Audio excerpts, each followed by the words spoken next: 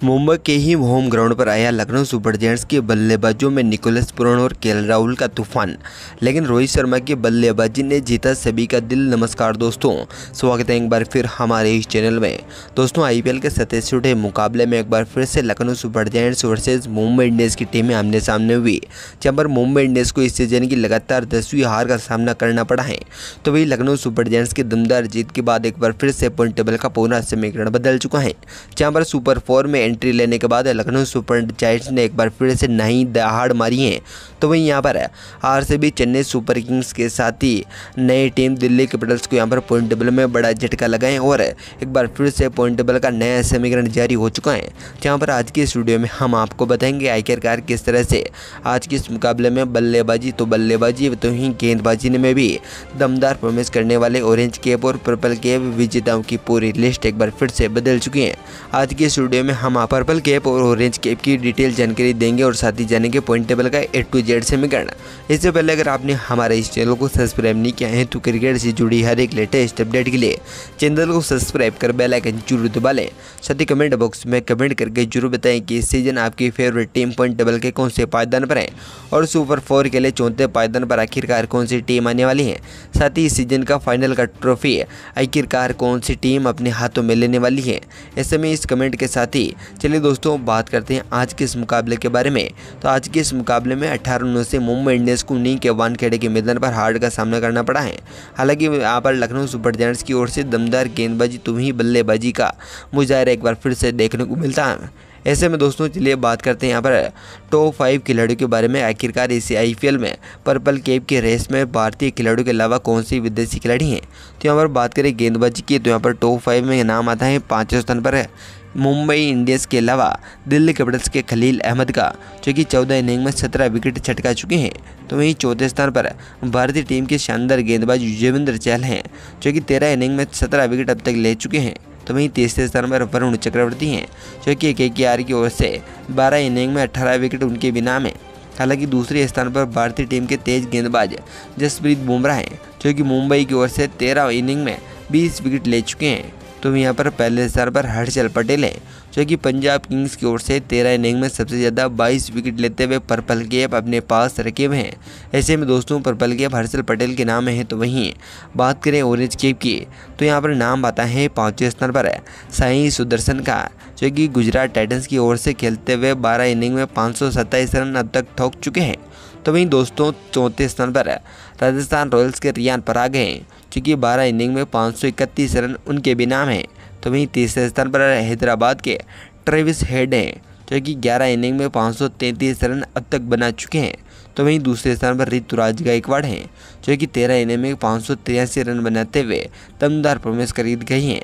हालांकि यहाँ पर इस किंग के यहाँ पर विराट कोहली एक बार फिर से पहले स्थान पर हैं, जो कि 13 इनिंग में सबसे ज़्यादा 666 रन बनाकर ऑरेंज कैप अपने पास किए हुए हैं।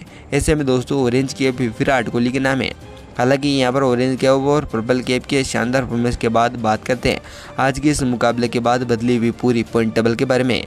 तो यहाँ पर बात करें 10वें पायदान से ही तो यहाँ पर 10वें पायदान पर नाम आता है दोस्तों मुंबई इंडियंस का, जो कि अब तक 14 मुकाबलों में मात्र 4 मुकाबले जीतने और 10 मुकाबले हारने पर उनके पास 8 ही पॉइंट मौजूद हैं। तो उनकी नेट रेट -0.30 की है। 90वें स्थान पर पंजाब किंग्स हैं, जो कि 13 मुकाबलों में 5 जीतने और 8 हारने पर उनके पास 10 पॉइंट हो चुके हैं। तो उनकी नेट रेट -0.34 की है। हालांकि 8वें स्थान पर गुजरात टाइटंस है, जो कि 14 में से 5 जीतने और 7 हारने पर। तो वहीं 2 मुकाबले यहाँ पर उनके टाई रहने पर उनके पास 12 पॉइंट हो चुके हैं। हालांकि उनकी नेट रेट -1.06 की है। 7वें स्थान पर आरसीबी हैं, जो कि 13 मुकाबले खेलने के साथ ही 7 मुकाबलों में हार का सामना करना पड़ा है और 6 मुकाबलों में जीत का, जहाँ पर 12 पॉइंटों के साथ ही उनके पास +0.38 की नेट रेट है।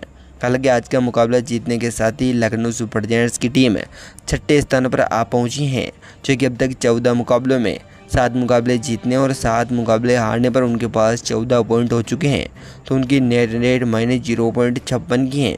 हालांकि 5वें स्थान पर दिल्ली कैपिटल्स अपना दबदबा बनाए हुए हैं, जो कि दोस्तों 14 मुकाबलों में 7 मुकाबले जीतने और 7 मुकाबले हारने पर उनके पास 14 पॉइंट हो चुके हैं। हालांकि उनकी नेट रेट -0.37 की है। तो यहाँ पर सुपर 4 में चौथे स्थान पर चेन्नई सुपर किंग्स है, जो कि अब तक 13 में से 7 जीतने और 6 हारने पर उनके पास 14 पॉइंट मौजूद हैं। तो उनकी नेट रेट प्लस 0.52 की है।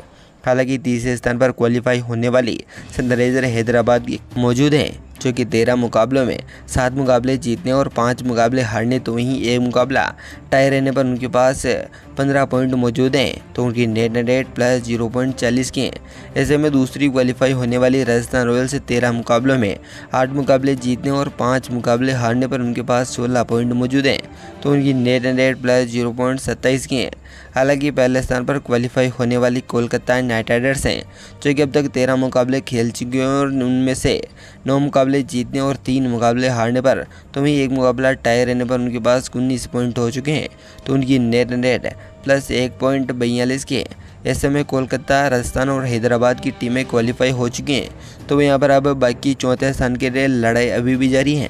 हालांकि गुजरात, पंजाब और मुंबई इंडियंस की टीमें एलिमिनेट होकर बाहर हो चुकी हैं, जहां पर बेंगलुरु, लखनऊ और दिल्ली के साथ ही चेन्नई सुपर किंग्स के साथ कड़े मुकाबले बाकी हैं। हालांकि दिल्ली और लखनऊ के 14-14 मुकाबले हो चुके हैं, लेकिन चेन्नई सुपर किंग्स और आरसीबी के 13-13 मुकाबले अभी भी बाकी हुए हैं। ऐसे में दोस्तों दोनों ही टीमों के बीच एक और मुकाबला खेलना बाकी है, जहां पर आने वाले इस मुकाबले में चेन्नई सुपर किंग्स ने जीत दर्ज करती है तो यहां पर सीधे क्वालिफाई होगी। तो यहाँ पर अगर आरसीबी इस मुकाबले को अपने नाम करते हैं तो चेन्नई के और भी मुश्किलें बढ़ने वाली हैं।